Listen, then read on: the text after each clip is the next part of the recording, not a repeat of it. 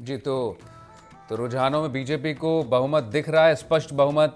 BJP उसके पार पहुंच गई। जो जादुई आंकड़ा है, यहाँ आपको लगातार दिखा रहे हैं, इस वक्त आप अपने स्क्रीन पर देख सकते हैं। 107 पर बीजेपी आगे और 36 वो सीटें जो बीजेपी के पास नहीं थी उस पर आगे है।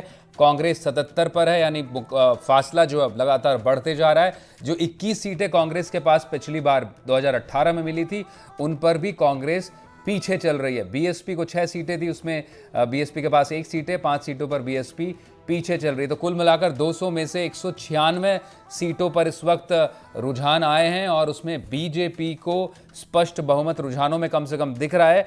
हालांकि इलेक्शन कमीशन के हिसाब से देखिए आधिकारिक तो अभी जो है कुल मिलाकर 71 सीटों पर रुझान है, जिसमें 34 बीजेपी, 28 कांग्रेस और दूसरी पार्टियों पर दिख रहे हैं।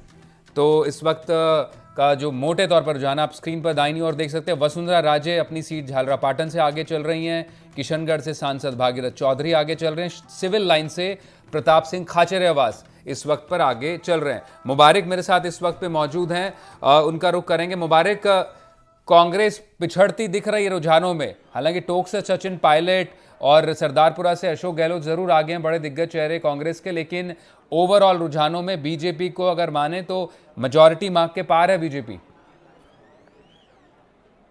मुबारक जी देखिए, अभी जो है ईवीएम की जो गिनती है वो शुरू हुई है और अभी पहला राउंड लगभग कई विधानसभा क्षेत्रों पर, अगर पूरे राजस्थान की हम बात करें तो पहला जो ईवीएम का राउंड है वो कंप्लीट हुआ है और करीब लगभग हम कह सकते हैं कि 14 से 30 राउंड तक की अलग अलग, जैसे शिव की बात करें तो वहां करीब 30 के लगभग राउंड होंगे। तो ऐसे 41 राउंड होंगे शिव में, इस तरह के हर मुबारक विधानसभा में राउंड है।